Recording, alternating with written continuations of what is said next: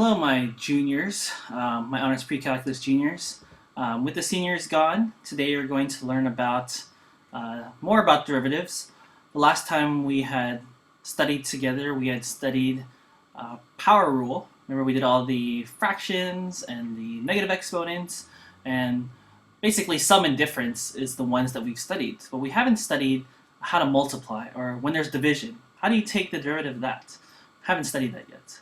Also, we're going to learn about trigonometry. I know some of you may be apprehensive about trigonometry or not know much about trigonometry. So we're going to start at the basics and just do sine and cosine. First of all, I had an activity for you guys, but since I'm not there, I won't be able to do this. But remember, derivative is another name for slope. Slope and derivative, or finding the speed of some sort. So the question is, what's the slope, or what's the speed, if the graph is sine x? So in our activity, we're going to look at the slope of sine. And you may notice that the slope of sine actually ends up being the same value as cosine. So what you're going to write down over here on the right is the derivative of sine. Remember, d dx means derivative, is actually just cosine. Okay. In the converse, if you look at the graph of cosine, this is the graph of cosine, and I want to know what its derivative is, or what the slope is at any point, or what the speed is at any point. The derivative of cosine is not just sine, but it's actually negative sine. These are two that you're going to have to know and memorize for the rest of the year. So hopefully you guys remember. Sine is cosine, cosine is negative sine. And again, we had this little activity where I was going to have you measure the slope for me, and it's actually the exact same as negative sine. So that's a very basic lesson about sine and cosine. But let's go to something called the product rule. So we've done the power rule, and that is if you have an exponent, and also if you have like a plus and minus in your equation, I'm allowed to take a derivative of each and then add them, or take a derivative of each and subtract them. You cannot do the same thing with multiplication. You cannot just take a derivative of the first one and derivative of the second one and just multiply them. That is not, it doesn't work out. It's something called the product rule. And this looks a little bit more complicated when it actually means. The derivative of two functions multiplied against each other is the same as the derivative of the first one, leave the second one alone. Plus, leave the first one alone times the derivative of the second one. Okay? So if you need to box this, asterisk it, your rule that you're learning is called the product rule, and that's the formula right there. So for example, it says find the derivative of each expression. So do you see here, 3x to the fourth times sine x? I have two functions. Function number 1, 3x to the fourth, and function number 2, sine x. The rule is up here. Okay, so let's write this. I'll do it in blue. I will take the derivative of the first one. See how my first function is 3x to the fourth? My derivative, let me do y prime, equals derivative of the first one, the derivative of 3x to the fourth is 12x to the third. And then I will leave the second function alone because that's the formula. Okay, so far? So all I did was this one, derivative of the first one, and I left the second one alone. Plus, I'll now leave the first one alone. Oops. And then the derivative of the second one. As I told you above, the derivative of sine is cosine. So this is the derivative for 3x to the fourth times sine x. It is not, okay, it is not, just, you don't have to write this down, but just to show you the main mistake that people do, the derivative is not 12x to the third cosine x. You cannot just take the derivative of each of them and multiply them. That is absolutely incorrect. Okay, you have to use the product rule. Let's look at this one. This one over here, the second example, I actually have two pieces. I have this piece to 7x minus what looks like two functions multiplied together. So if I'm trying to find h prime of x, which is the derivative of h, I will take the derivative. This 7x right here, you already know the derivative of 7x is 7. That's the easy part. Minus, and now I have two things multiplied together, I have to use the product rule. So I have to take the derivative of the first one, which is 2x. Leave the second one alone, cosine x. Plus, leave the first one alone, x squared, times the derivative of the second one. Derivative of cosine, as you remember above, is negative sine. Okay. So now to simplify this all out, let's do this piece by piece. The 7 just stays there. Minus, and if I simplify the inside of this one, I get 2x cosine x minus x squared sine x. Because I have this minus sign right here, so that plus now turns to minus. I still have this minus sign in front, so the answer, the final answer to this question, 7 minus 2x cosine x plus x squared sine x. Okay, so far? That is the derivative. Some of you may be saying, well, what about 7 times x? Isn't that a product rule also? Can't I just do I have to use the product rule for this one? Well, in this case, well, first of all, yes, you can use the product rule.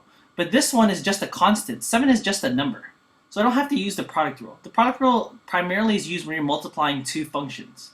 If I did use the product rule for 7x, you'd still get 7. Just know that the use of this, or the reason why they give you this formula, is if I'm multiplying two functions, like x squared times cosine x, or 3x to the 4 times sine x. Okay. Now, if you have three functions, okay, there's another rule for that, but for this class, I will not expect you to know how to do product rule for three functions. So you can start to cross that out. Okay. Moving on to the next page. This question says, find and derive with and without using the product rule. So they want you to verify that the product rule actually works. So I'm going to do this once with product rule and once without product rule. So let's do product rule first. Okay. I'll take the derivative of the first one, which is 12x to the third, and I'll leave the second one alone. Plus, I'll leave the first one alone, and then the derivative of the second one, x squared is just 2x, and derivative of minus 4x is minus 4, and derivative of 2 is just 0. If I had to multiply this all out, the derivative is 12x to the fifth, minus 48x to the fourth, plus 24x to the third. Okay, so far. I'm going to FOIL this out all here, plus 6x to the fifth, minus 12x to the fourth, minus 10x, plus 20. And now when I combine my like terms, and again, you probably have more space on your paper because I'm writing really big, but I have a 12x to the fifth and a 6x to the fifth, so I have 18x to the fifths. I have a 48x to the fourth and a minus 12x to the fourth, so that'll be minus 60x to the fourth. I only have 24x to the third. I have a minus 10x and I have a plus 20. So keep that in mind. This answer is the derivative if I did the product rule. Okay. So if I could just move this over since I'm running out of space.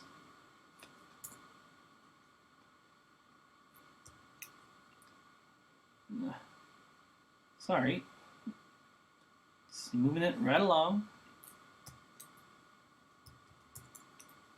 Now, let's do this without the product rule. Okay, what if we said no product rule? Okay, no product rule. If I can't use the product rule, what I'm going to have to do is I'm going to distribute first. So like 3x to the fourth times each of the elements of the second function, and then I'd multiply everything by 5. So before I even start the derivative, let's just multiply and distribute this out. I get 3x to the 6 minus 12x to the 5th plus 6x to the 4th. So this is just distributing the 3x to the 4th to all three of these. Now let's distribute that 5. Minus 5x squared plus 20x minus 10. Okay. Now let's take the derivative. Okay. First of all, you notice that none of these have a I can't combine any like terms here. Okay. So 3x to the 6 minus 12x to the 5th plus 6x to the 4th minus 5x squared plus 20x minus 10. Now let's do the product rule. Or let's not do the product. Let's do the power rule. This becomes 18x to the 5th. This becomes minus 60x to the 4th. This becomes plus 24x to the 3rd. This becomes minus 10x. And this becomes plus 20. And this one becomes 0. So if we did this right, I got the same answer using product rule or FOIL. So in any case, you should get the exact same answer. And I believe this is the last example we're going to do. We did this for the very first section on derivatives, but we forgot to do it for power rule, but that's okay. I need to find equations of the tangents and normal lines of the function. Okay. For sake of time, I'm just going to do tangent with you guys today. Anytime the question asks for an equation of a line, I told you this when we first started derivatives, you have to start with the point-slope formula, which in this case is y minus y1 equals mx minus x1. And again, the whole point here is I'm going to fill in 3 pieces to get the slope of the line. I just need y1, I just need x1, and I just need m. X or y are usually the easiest ones to find. They usually give it to you, and you could find the other one. In this particular question, they give us x. They say x is pi. So all I'm going to do is put pi right here. Okay. They didn't give us y, but I could find y by plugging pi into the equation that they gave us. So I plug in pi, I get 3 pi squared minus pi sine pi. Okay. Sine pi, if you remember your unit circle, or if you want to use your calculator, sine of pi on the unit circle, if you remember your unit circle, is right here. This is pi, 0, pi over 2, pi, 3 pi over 2, 2 pi. And the coordinates over here are negative 1, 0. Sine, if you remember, is the y coordinate. So this becomes 0. 0 times anything is 0. So y is 0. The only piece we're missing now is m. M, remember, stands for slope. And as we learned in calculus, slope means the exact same thing as derivative. So I need to apply the derivative here and plug in pi. I have 2 functions multiplied here, so I have to use product rule. So this is sort of like a side calculation. Remember, this is what my answer is going to look like, but I'm just doing these side calculations. Derivative of the first one, 6x minus 1. Leave the second one alone. Plus, leave the first one alone, 3x squared minus x, times the derivative of the second one, which is negative cosine. Okay. And because I'm trying to find the slope at a particular point, I don't want just the derivative. I need to plug in pi to find out what the actual slope is at pi, or what the actual speed is at pi. So I plug in pi here, I get 6 pi minus 1 sine pi. But remember, as we told you in the last, when we were trying to solve for y, sine pi is actually 0. So this whole thing just becomes 0. If I plug in pi here, you see how it says negative cosine x? Cosine of pi is negative 1. So negative negative 1 is just 1.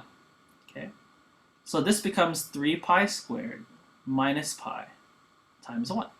Or this whole slope is 3 pi squared minus pi. This is the slope, this is m. So the answer, the equation of the line is y equals 3 pi squared minus pi times, again, this x minus pi.